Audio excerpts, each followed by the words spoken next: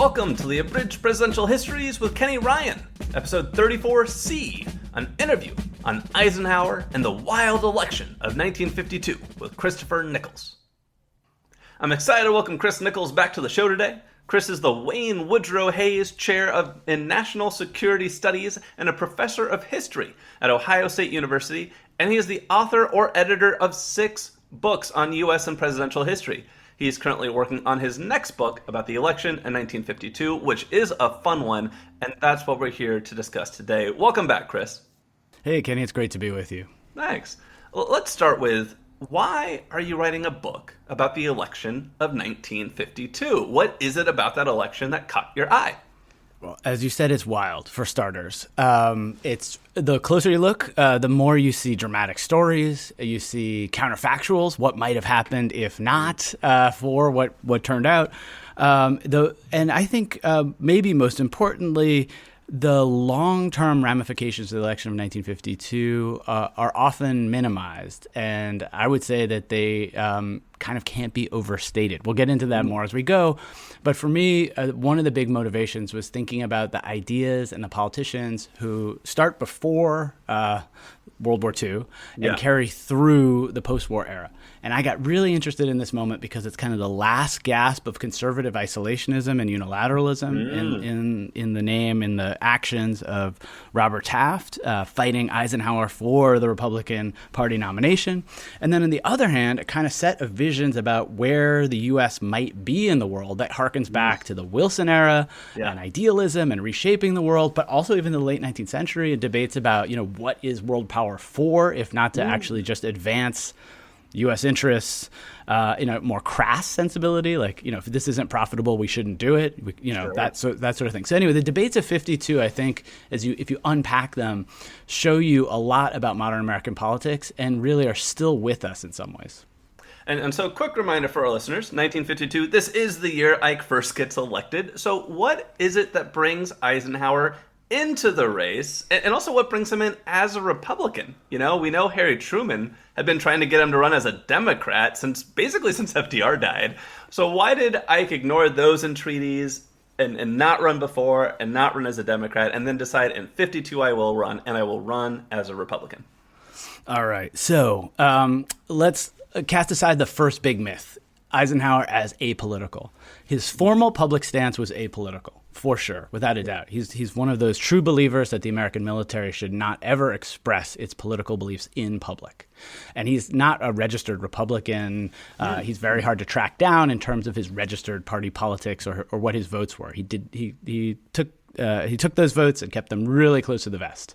Now, why is that a myth? Because if you talk to any of his close friends, if you talk to people he knew in the Second World War, in the famous class of 1915 at West Point, they knew he was Republican. It's not in doubt.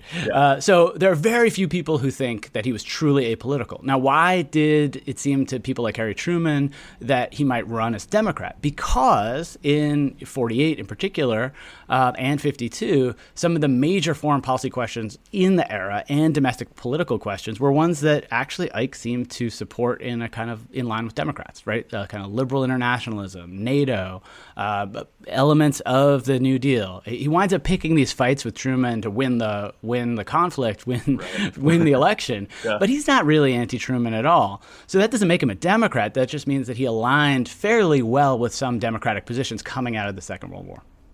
Okay, so the way I phrased it in the last question was Eisenhower running for office, but he didn't really run for the GOP nomination, did he? What was he doing instead during this primary season? And also, how did he win? Despite not running, he won 5 of 12 GOP primaries when he wasn't even a declared candidate. What's going on there? Okay, all right. There's a ton to tackle there. Going back to the apolitical move, there he is. He is the Supreme Allied Commander of NATO, Allied Commander in the Second World War. He's there abroad in France. working on NATO in that period, and in constant communication, particularly with people trying to draft him. So the first draft Ike campaign is 1948. Again, mostly Republicans are the ones pushing that, although it's somewhat bipartisan at first. Then again, in 1951, actually, the draft Ike campaign begins in earnest. There are some bipartisan folks there too, and Harry Truman flirts with this. But the reality is Henry Cabot Lodge Jr., the son of the former Massachusetts senator, now he also is a senator, Henry Cabot Lodge Sr., who had been an architect of American expansionism around 1900, his son, another Republican, is pushing for a kind of liberal internationalism and wants to get in someone like Eisenhower. Why? Because Robert Taft is looming. Taft is now running. Yeah, he's looming over this election. It looks like any Republican, any R is going to win. We all know this sort of the way that these things are gamed out, the horse race, right? Yeah. Now, is a conservative Republican like Taft, who's cast with the epithet isolationist, as likely to win as someone like Eisenhower? The conventional wisdom for Republicans and for moderates, people like Thomas Dewey, who had run and lost in 48, right? The famous Dewey beats Truman, except it didn't happen. Yep.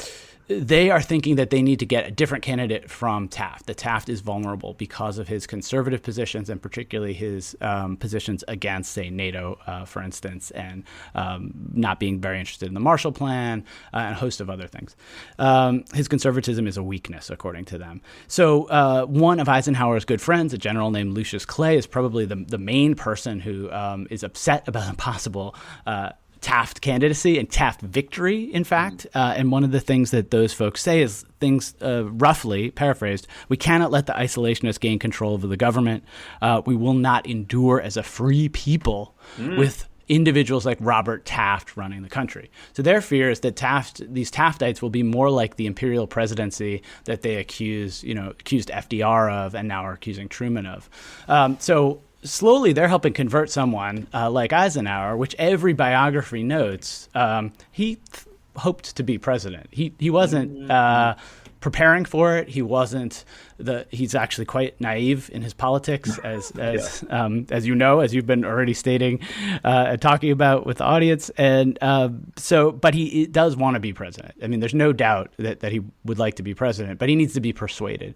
And he doesn't want to announce his campaign. What he'd like to have happen is to have a kind of unanimous acclamation of him by the Republican Party. So he wants what happened in 1916 to Charles Evans Hughes to happen for him, and it just doesn't happen in American Party politics generally, it hasn't happened since 1916. So how does he run? So he's there, NATO commander. He's got this draft Ike group around him. He's still not willing to let them put his name down. So as the first primary comes up in early 52 in New Hampshire, they can put his name in, but he won't officially announce. And so that distinction is it seems like a distinction without a difference to us today, but it's really significant in that moment. People are begging Eisenhower for a statement, and so are these campaign folks behind him. Henry Cabot Lodge Jr. is begging, pleading, flying to Paris. So are a lot of other people. They come. There's a big draft Ike extravaganza in Madison Square Garden. They take tape of that or video of that across the Atlantic to show to Ike, to say, look, all these people want you. Come on, just announce. He won't do it. But we know basically this group knows he's running, right? Yeah. So they're gathering money, they're gathering a team, they're preparing. But what they're not doing is getting the ground game in order because they can't, because they don't have his name on all the primaries. They can't start up campaign headquarters in all the states that run primaries. Now, side note, in this era, derisively, primaries were called beauty pageants because they were thought of as just this superficial thing. It didn't really matter. In many of the primaries, the delegates weren't even bound. And so they could switch. And in fact, we see that happening at the convention. So the sort of beauty pageant dynamic of this means that in some states they're not competitive, the candidates don't run, but it's really important to get there if you can, and the Taft people do. So the Taft people have a kind of stranglehold on the state apparatus for the Republican Party. So back to the main part of the story, what's so amazing is that in New Hampshire, without really running, and just with surrogates dashing around in New Hampshire in the cold, Ike's people get 50%. Yeah. And suddenly it seems real. to Ike, to those around him, to the Taft people. They get nervous. They say, okay, we've got this, plan and order. It looks like Taft, Mr. Republican, as he was known, might win, could win, but now it's in jeopardy. Whereas in 1951, it looked like well before it was very clear that Ike would come in, that Taft would be the nominee. Yeah.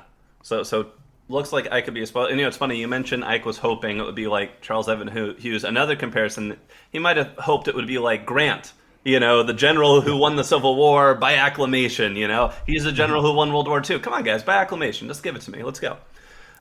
Yeah, and he had this view of politics and party politics, a very 19th century kind of perception. So in that way, you're right. It's about Grant. This sort of sense that the nation came first and the party came second, and partisanship should also be sublimated to the nation's needs. And so you see this in when he comes into office. I mean, one of the things that's really interesting is he governs in the kind of broad-based ecumenical way that a kind of throwback politician would. He thought that a general could be called into office and then step away, right? Sort of Cincinnatus and this We're going back to Washington now. Yeah, right. Yeah, and so that's why he expected that. Hey, if you really want me and you think I'll win, just pull me in. Yeah. But that's not how party politics were proceeding in this point. And actually, what's really interesting, one other reason to think about this and for the audience to consider this is one of the last times that a party had a really contested convention in U.S. political history. Yeah. And you could argue that that's something that might be good in American politics today. I mean, we're eyeing the, will Joe Biden, keep running, and will that kind of thing. What's going on with the Republican Party? Yeah. And however you think about those debates, the fact that there aren't really continuing debates at the convention might be a problem for understanding how late-breaking news or other things might actually shape who should be a presidential candidate. Yeah. So anyway, this is one of the last contested conventions, and it is really one of the most dramatic in U.S. political history. All right, so Ike wasn't officially running until suddenly he was. On June 4th, 1952, I believe it is, roughly 1 month before the start of the GOP National Convention, he does finally announce he's running for president, and he is a Republican. How did his campaign and momentum shift when he officially declared? What did this do for him?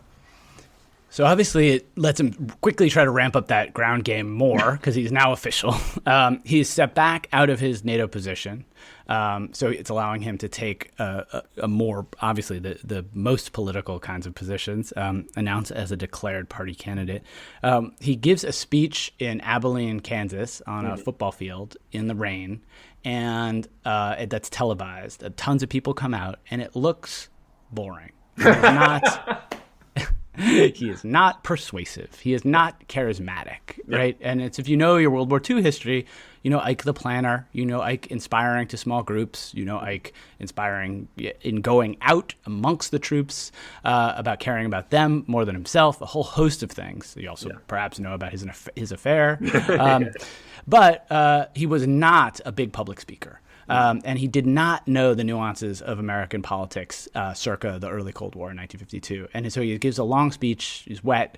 It doesn't work very well. Not the ton of momentum that's expected. So the Ike campaign had pre-planned, Lodge and all these folks had pre-planned with speechwriters all this momentum to come out of it. They're writing, there are articles that come out that say, amazing speech and all this stuff. They're all rewritten. But it falls flat. Right. Yeah. So but that doesn't mean that there isn't a tremendous kind of bandwagon situation happening, because Eisenhower is incredibly popular. Public opinion polls basically show Democrats like him, Republicans like him. The only groups that don't like him are staunch Republicans. These are the most important voters in the primaries, and they are the folks who are the staunch Republican conservatives are the ones who are the most upset about with moderates like Dewey and Wendell Willkie before him, 1940, 44, 48. These are all losses for the party. If you think about the stakes of 1952, it's been since 1929 and Hoover that Republicans won the presidency. There's a brief moment, 47, 48, when Congress is taken by Republicans. But basically, it's Democratic Party dominance across the board. And these conservative Republicans say, we've tried this. It doesn't work. You go with Taft. So this takes us to the 1952 convention, which was a doozy. Because right off the bat, you mentioned earlier, this is a contested convention, and there's going to be a controversy over Southern delegates. What was the controversy? So this is fascinating, and I'm hoping that in my book you'll get a really great take. Lots of people have written about this, and I think it's hard to explain. I will do my best to explain it now verbally, but actually in writing it's easier, but still quite hard. So if you pick up most accounts of this, they move really fast through the moment of they get there. It's day one. They're contested delegates. Suddenly, the Taft people don't kind of play their cards right, and the Ike people do some votes. They do some machinations with other people to get some of the state delegates to switch. Delegates realize that Ike's pretty popular. They switch again, and now he wins. And that's sort of the very shorthand version of it. Yeah. The reality is much more complicated. Late June. So they're convening July 7th, 1952 in Chicago. It's super hot, not good AC. The place is packed. They didn't do the ticketing especially well. All the hotels are really, conventions are a mess anyway, and this is even more of a mess than usual.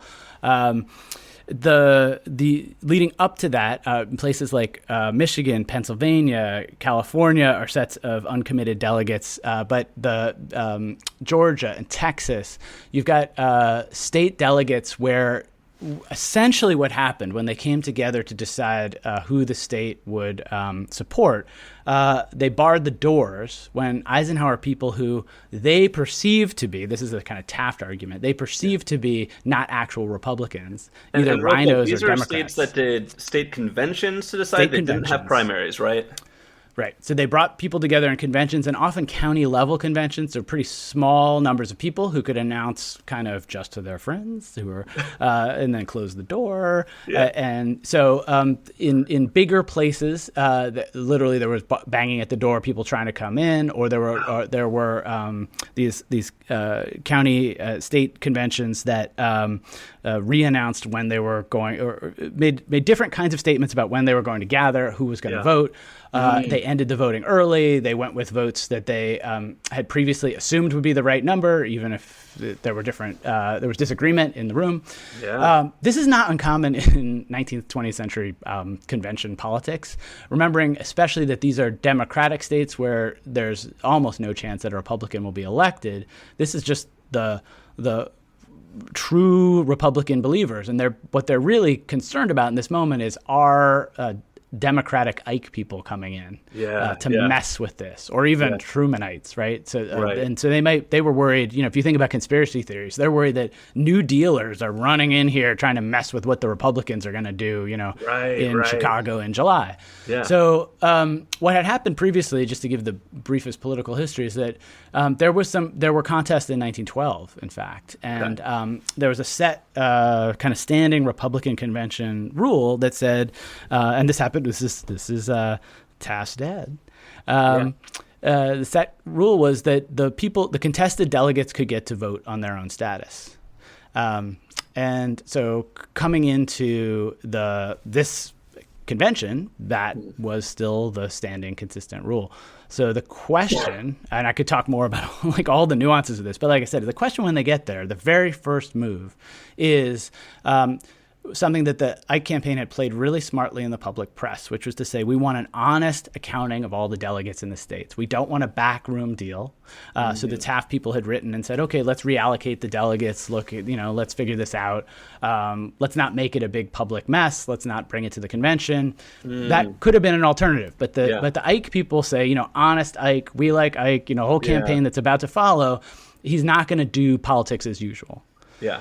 So they get there, the very first thing they call it the Fair Play Amendment. And they say, okay, we can't let these people vote for their own delegate status. We're going to have to take them one by one. And then they ask all the people in the convention to take a vote. When you say vote for your own delegate status, does this mean a contested delegate? Like if I show up and there's a question about whether I'm a count or not, I get to vote myself like I count or not?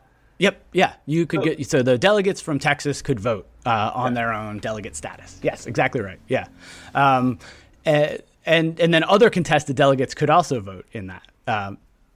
So it would be all the people from Texas. So I show up and I'm a Taft guy, you show up and you're an Ike guy, and we have to vote amongst ourselves what we're going to do with our delegation to get to the right number and Right. split it. Got it. Well, no, with the whole convention. With the whole convention. Okay. So the whole convention would have a vote on contested delegates. Got it. The other way that this could be worked out would be in rules committees. And the rules committees are all run by Taft people.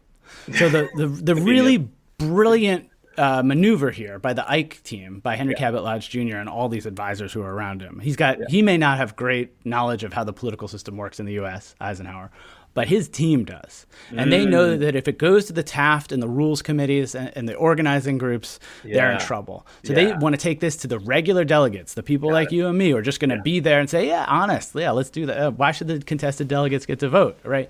Even if it's long-standing party, precedent, even if it's the way past elections have worked, blah, blah, blah, right? So so this brilliant move, the Fair Play Amendment, nice language, right? Fair play, sure. Comes up. And so what's really fascinating is the Taft people are outmaneuvered. They don't necessarily think this is going to pass, and they don't think it will be kind of a fait accompli to quickly roll into that story that I just gave where, hey, the delegates come, vote, suddenly everybody realizes it's Ike, it's over. Yeah. But so they're blindsided by the fact that when they put this up, they say, oh, no, actually, the contested delegates shouldn't get to vote for themselves. In fact, we need to move more cautiously on whether or not they should be given delegate status at all. And so we'll go through state by state to figure this out. Boom.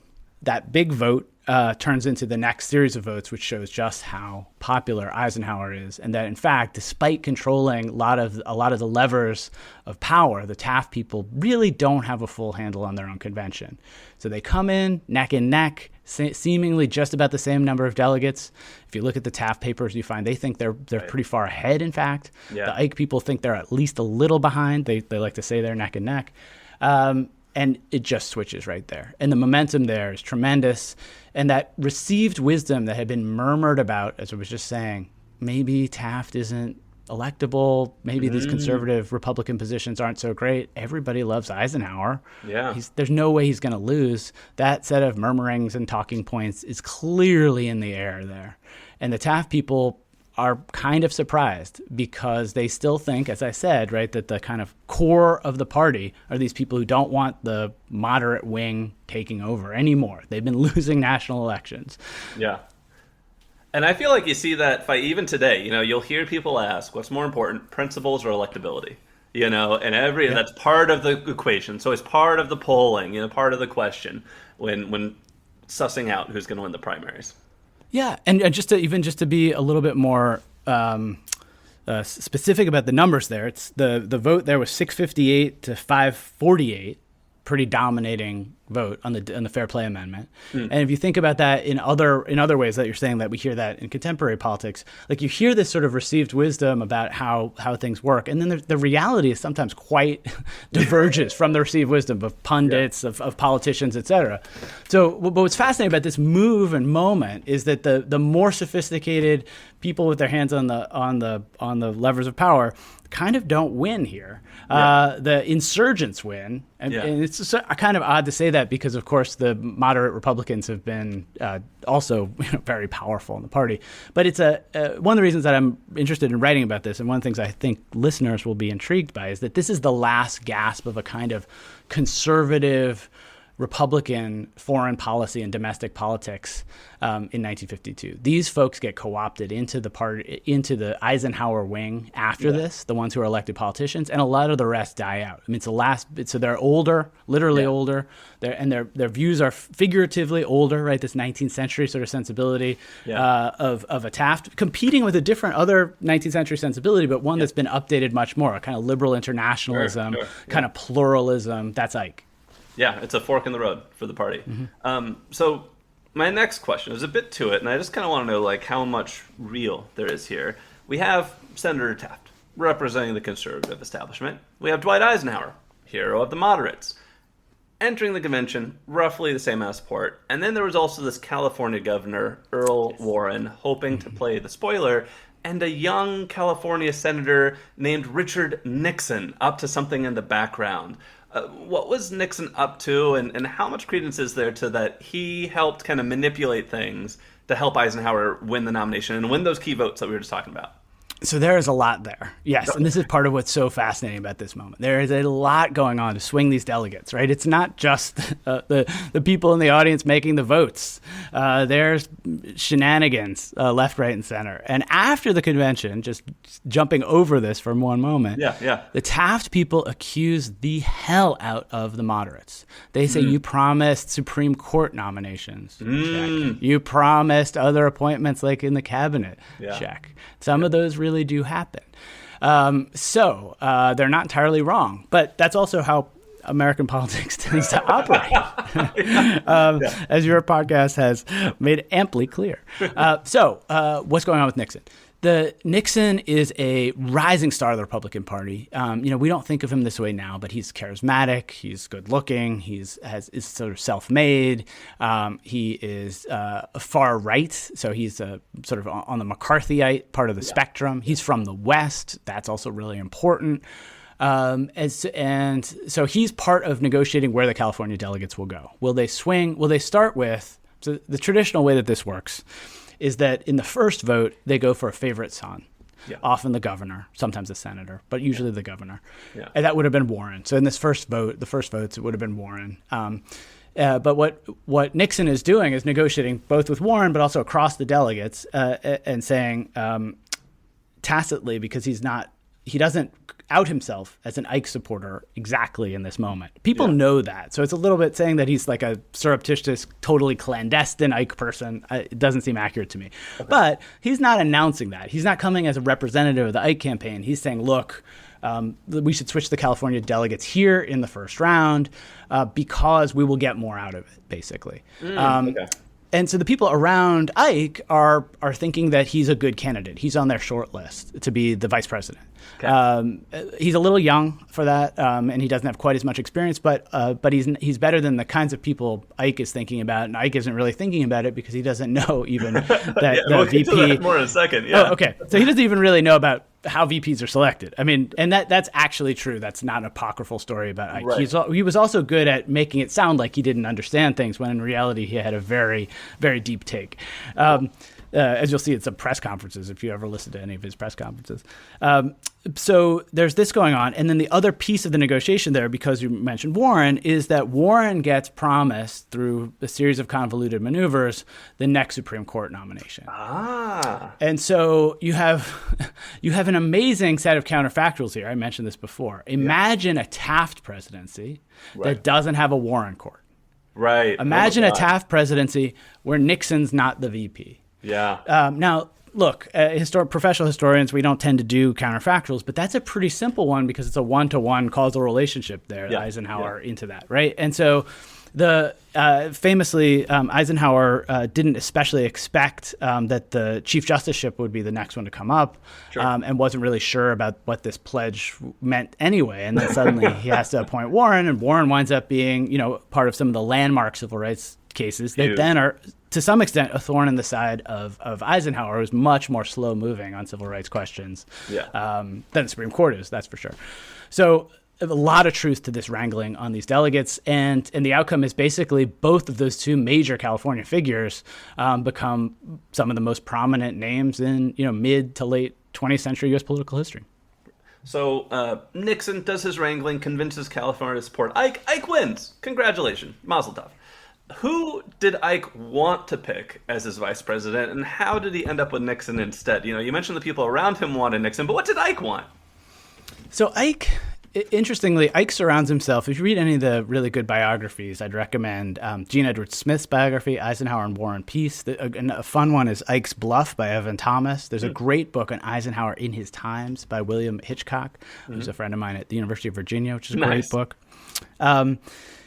If you read any of those, you'll find that a lot of the Eisenhower kind of friend group are business leaders. a lot of them were former military officers who then take on other positions elsewhere. For instance, I mentioned General Lucius Clay. He was CEO of the Continental Can Company. People like that run around with Ike going to golf courses.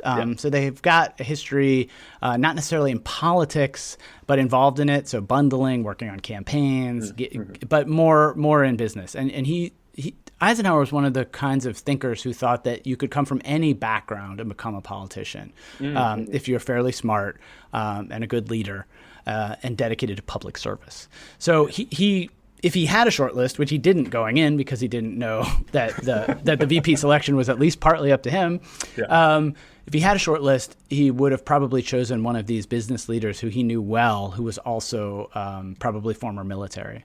But he's convinced by his campaign team, who are really brilliant about this, that he needed to counterbalance his ticket with someone who's a sort of dyed-in-the-wool Republican, a full-on Republican, because the fear immediately, obviously, once the Taft forces are defeated, is that this rift is going to become, an enormous rupture, a chasm, and that the conservatives won't even come out, that they'll, quote, sit on their hands. And I mean, you're speaking to history. The Republican Party's been divided by 4. In 1912, that's how Wilson won. So, there's a history of this. Precisely. Yeah. I mean, you could imagine people are calling on Taft, if you read his constituent letters, to run as an independent, to run sort of like a George Wallace or a Strom Thurmond type, which had just happened or is just about to happen point too, in U.S. political history. Right. So, you could imagine a conservative Taft move, which at least would peel off perhaps states like Ohio. And then who knows what happens with the campaign if there's three parties there. Now, Taft is Mr. Republican. There's no way he's going to do that. But that doesn't mean he's going to sign on, and there are a lot of hurt feelings here. He goes right after this. They have a quick meeting. He says, "I support the Republican nominee Dwight Eisenhower," and then he leaves for his summer home in Quebec, and until September says nothing about the election. The election, then, the battlefield is Eisenhower and Nixon against Illinois Democrat Adlai Stevenson. What were the big issues, and what was Ike's strategy now that we're to the general and he knows he's the guy? Yeah, so there's a couple of things that are worth noting in thinking about the campaign itself and overall. So one strategy is don't screw it up, basically. Right? People like Ike, don't tee him up somewhere that he's going to flounder. Get him up to speed on politics. Have him attack Truman a bit when he's comfortable. They encourage him not to follow his gut on attacking McCarthy. The one way that people talked about it was K1C2 as a campaign. I like that. Korea, communism, and corruption. Oh, interesting. Yeah.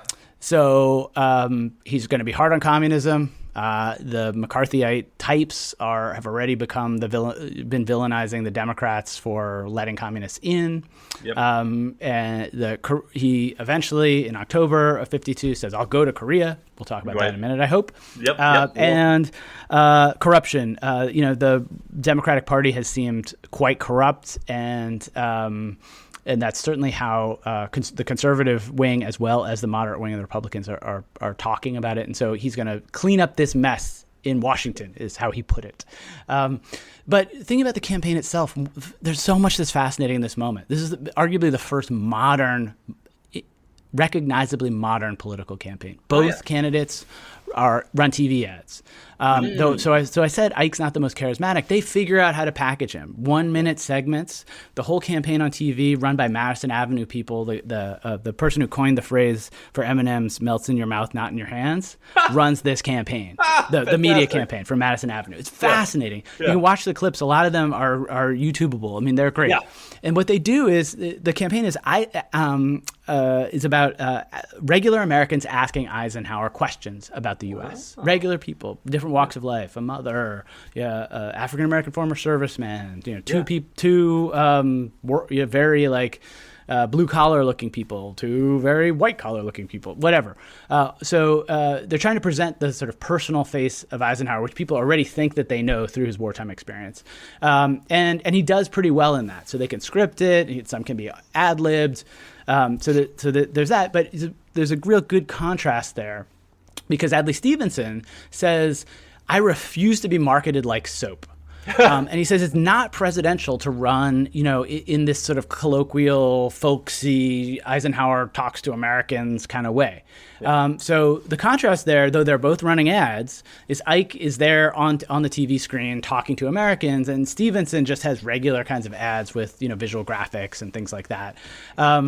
So that's one piece of it. Another element is the airplane is really factoring in this in a new way. So these folks travel a lot. I'll check my notes here. Stevenson used air travel for something like 20,000 miles and also 20,000 miles by train. And Ike traveled 30,000 just in the air. Wow. And so that they're crisscrossing the country, giving speeches.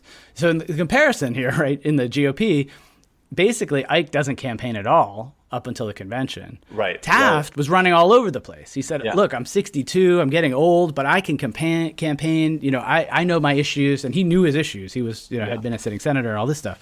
Now Ike's getting up to speed. He's going all over the place, and he's actually beating Stevenson in total miles, in the air and train.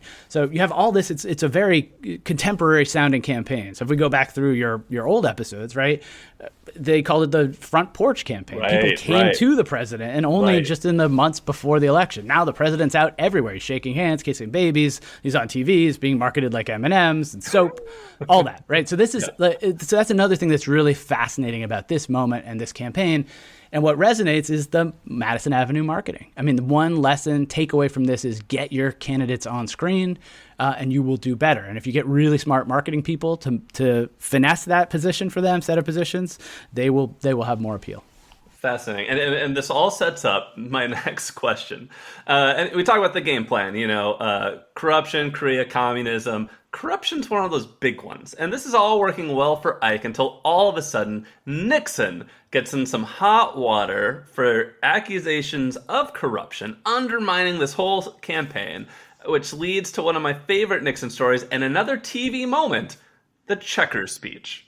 So first off, why was Nixon in trouble? And what did Eisenhower want him to do when Ike scheduled a live televised address on September 23rd, 1952, less than 2 weeks before Election Day? Yes, so Nixon is hanging by a thread. Ike is ready to drop him like, I don't even know what, a piano at a window. What's the right phrase? He's ready to get rid of him. He gets one chance. Yeah. Nixon. It comes out that Nixon had taken an $18,000 contribution to his campaign and used it for personal expenses. And it seemed like there was a where there's smoke, there's fire situation, and that he'd been doing this regularly. And this campaign, the honest campaign, the fair play campaign, the no corruption campaign, Ike cannot tolerate this. I mean, Ike will take a free golf trip, but Ike will not take the $18,000, and he will not lie about it. So the everything is hinging on how Nixon deals with this. One Ike hope is a naive hope, which is in this moment, which is that Nixon will be totally and completely open and honest. Yeah. And there's just no chance of that. This is a moment for Nixon to triangulate, and boy does he do that. And step up and take full responsibility for what happened. Yeah. So the question, it said, is it morally wrong to take $18,000 that went to Nixon for personal use? Is it morally wrong if it was secret? If it was morally wrong that it was secretly handled?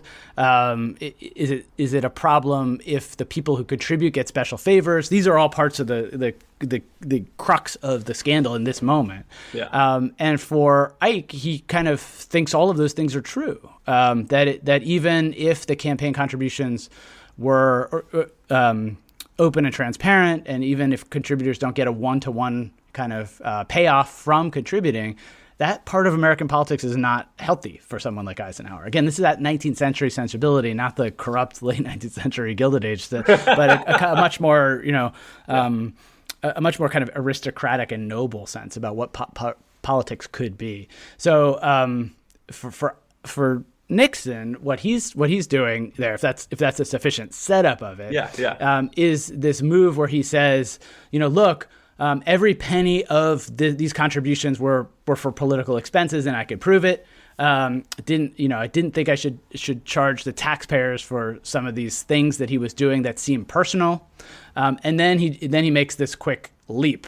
He says, okay, this wasn't secret. People knew about it. I even talked about it, but then he goes to the most famous part of the Checker speech, which is where he says, okay, I admit the family dog, Checkers, was a political gift. And again, this is this televised moment where the sort of appeal of that taking of responsibility, not about the funding, not about the possible misuse of those funds, but about the dog, is the sort of campaign win. And then Eisenhower, obviously, no matter if he's disappointed by the way in which Nixon took responsibility, cannot throw aside Nixon, who made this really adept political maneuver with cuteness and sweetness and canine love and all that kind of action.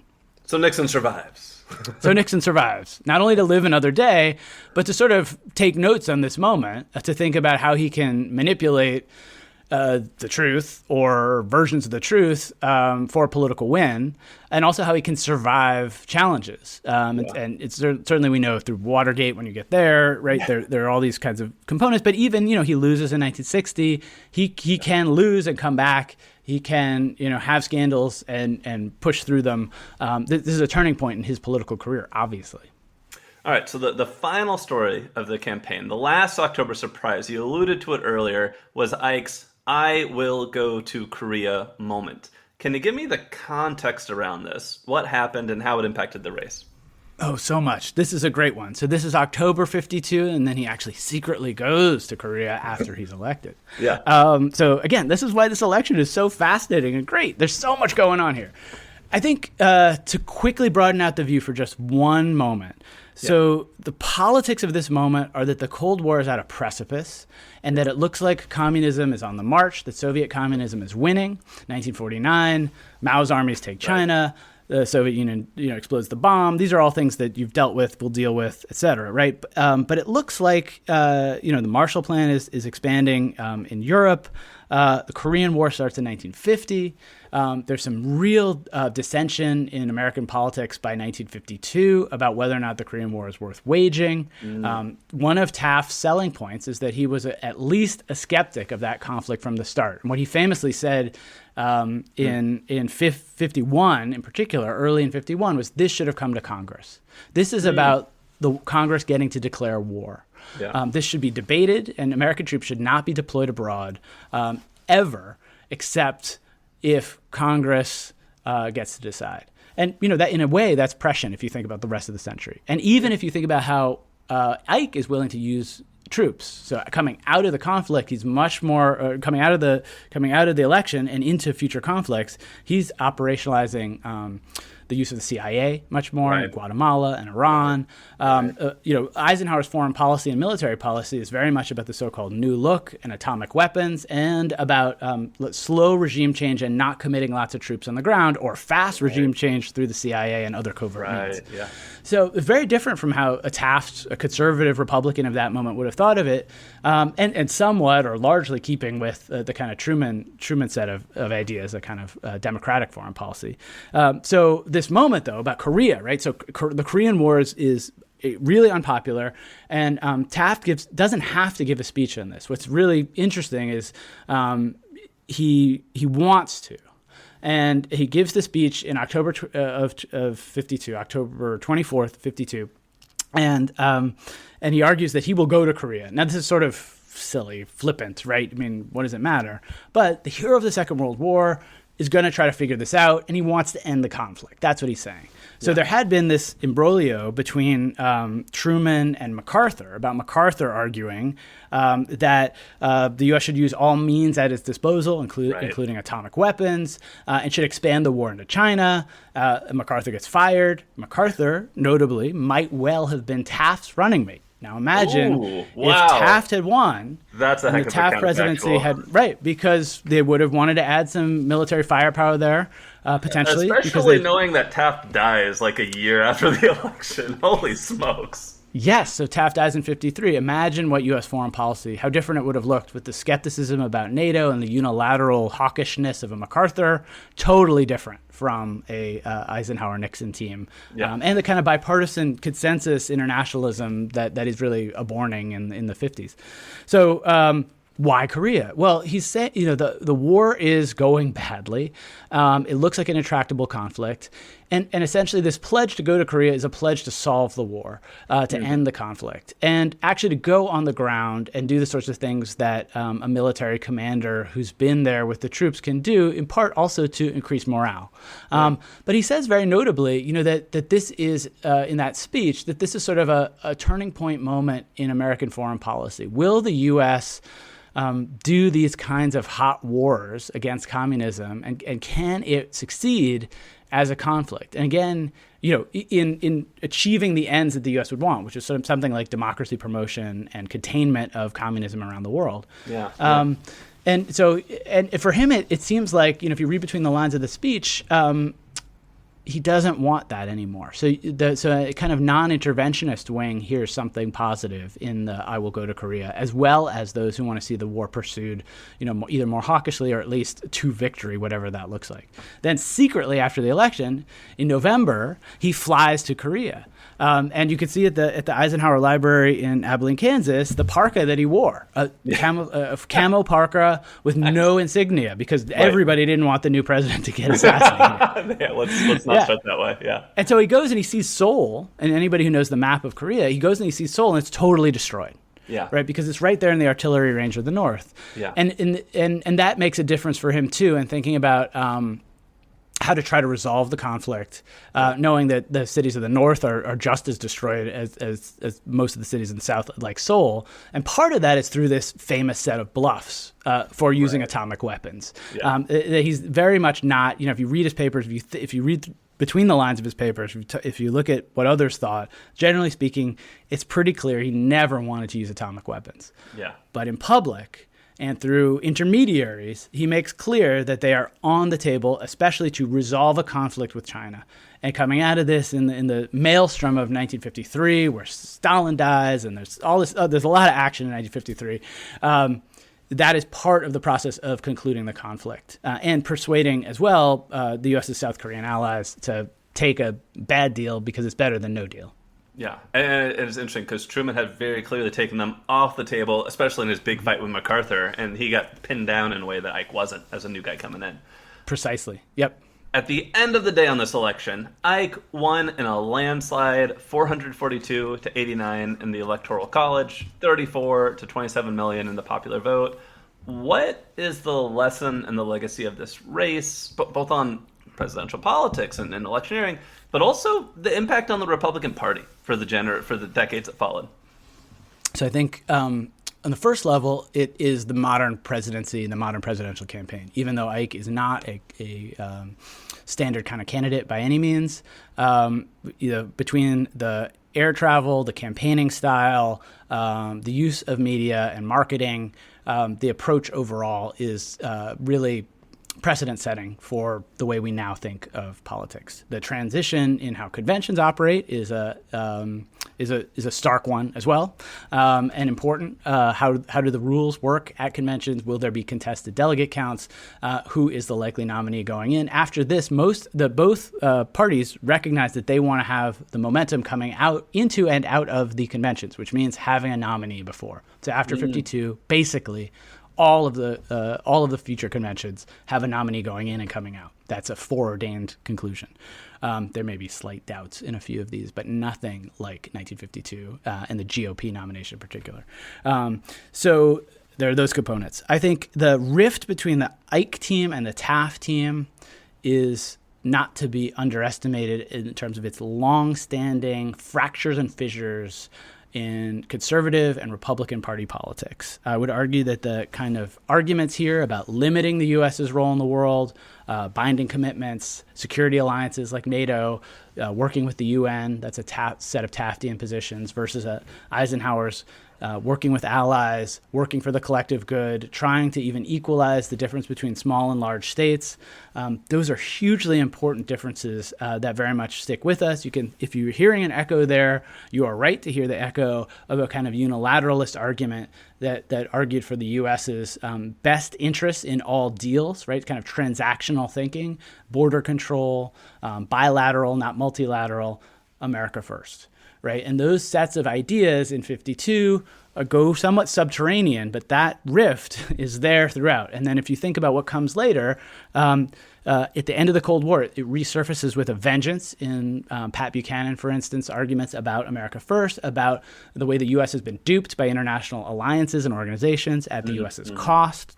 You can think about some of the even conservative arguments about the costs of Vietnam and the Vietnam syndrome are about this, kind of the U.S. stabbed in the back by non-believers, by allies, by poor allies, by liberals, all that kind of thing. These are the sort of arguments you're hearing. The conspiracy of the liberals stopped Taft, right? They stopped Taft in Texas and they stopped Taft in the convention in Chicago. There's not good evidence of that, but that is what, right?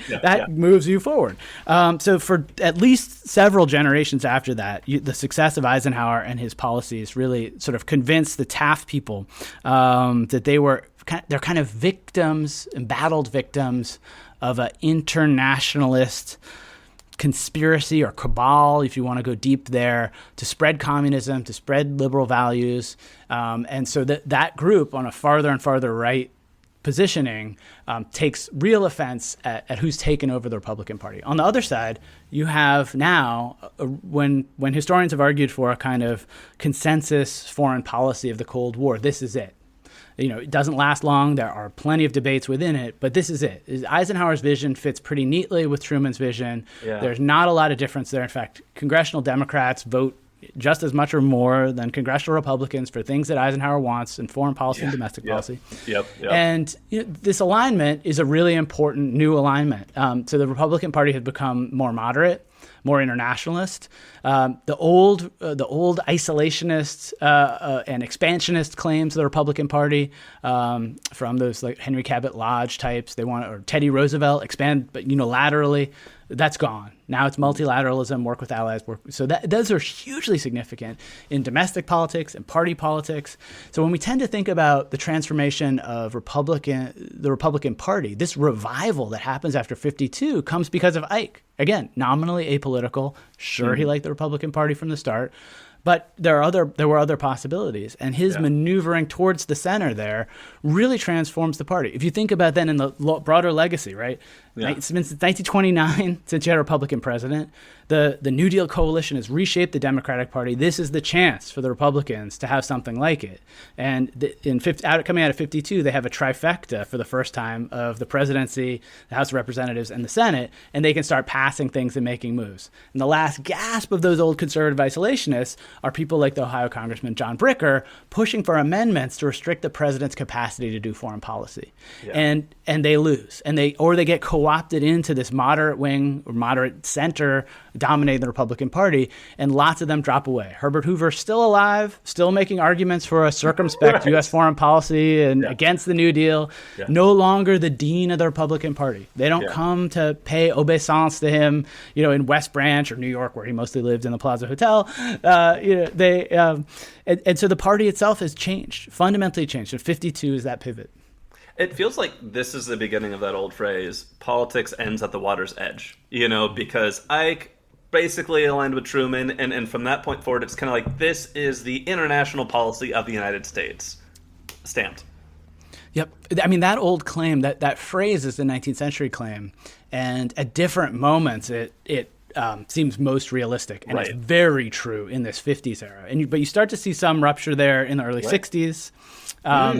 But containment foreign policy holds generally through those debates. And there's a kind of agreement among politicians. It's really interesting. You can go back just a little bit earlier in 44. Dewey was doing pretty well against FDR, and one of the arguments that Dewey was making effectively was to ridicule the negotiations, the diplomatic negotiations that were selling out Central Europe, basically. And Cordell Hull goes to him and says, "Look, we can't have this kind of foreign policy. Foreign policy is this political. We're not going to win this war. This is not how we want to operate as a public." And we agree, the Democratic Party agrees, to not weaponize foreign policy against you. And basically the Dewey'ites say, okay, we're not going to make the current wartime diplomacy a major issue in the presidential campaign. And so I think you're exactly right to say, look, that positioning from the mid 40s in the wartime moment, and here's Ike again, this transition figure into the 50s, it holds. And then as you get into the 60s, certainly by 64 with Goldwater, you're starting to see a real break.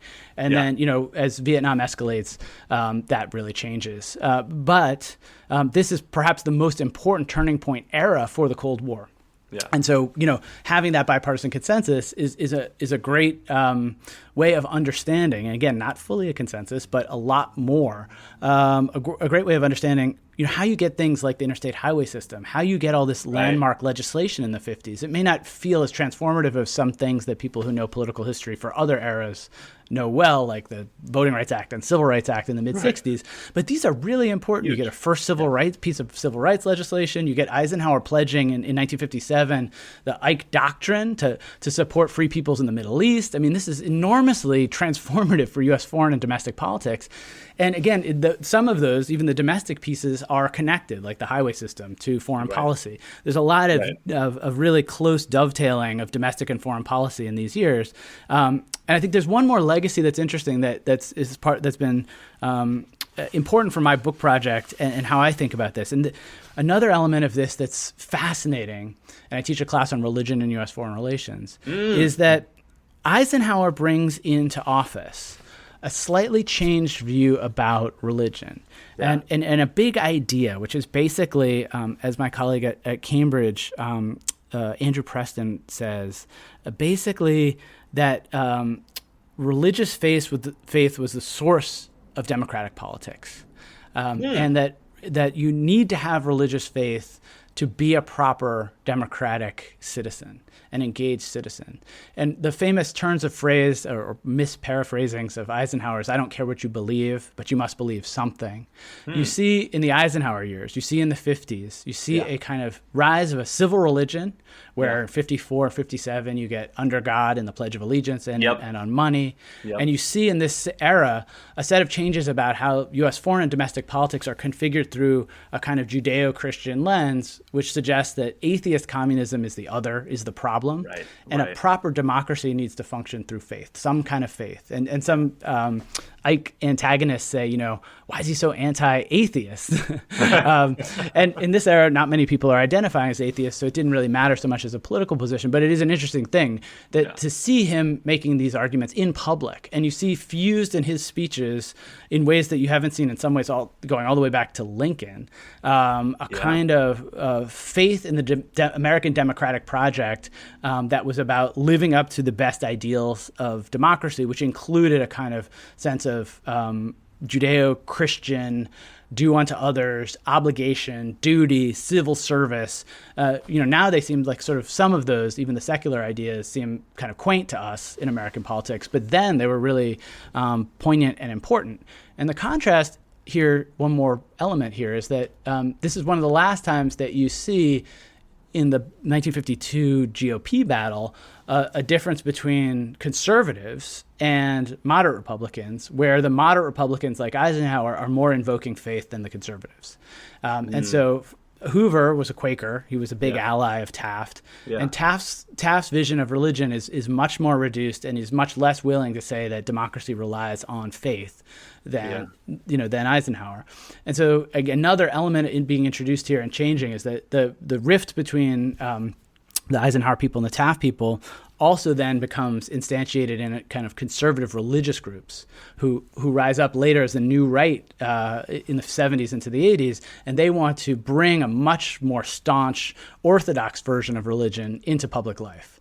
The Eisenhower version is, as some both antagonists and protagonists, lovers of Eisenhower would say, pretty diluted. He famously told his aides he didn't really want to go to church in front of photographers, but he would.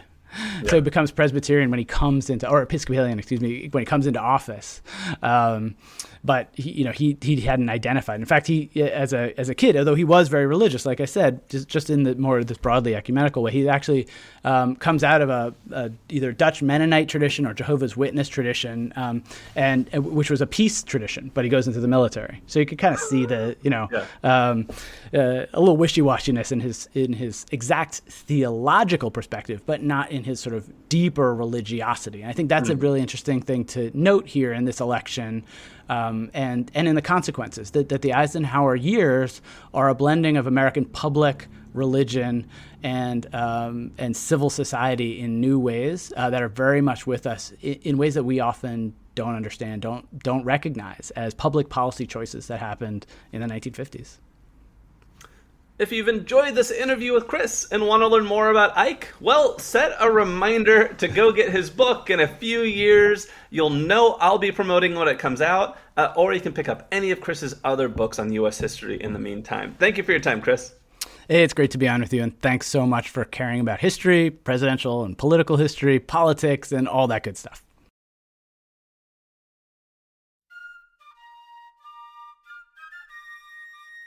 Thank you for listening to today's episode of Abridged Presidential Histories. If you enjoyed it, please subscribe, tell your friends and family about the show, and write a 5-star review on Apple Podcast.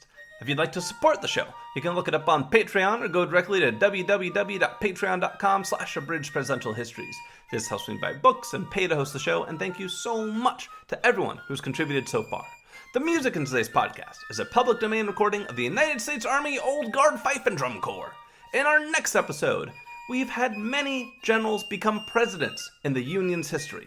Washington, Jackson, and Grant, to name a few, but none since Eisenhower. How did Ike's military experience prepare him for the presidency? And how did it inform his views on military deployments to Vietnam, Korea, and Arkansas, and on the military-industrial complex? A discussion with Colonel Brian Gibby, the Deputy Department Head of History at West Point, is coming up next time on Abridged Presidential Histories.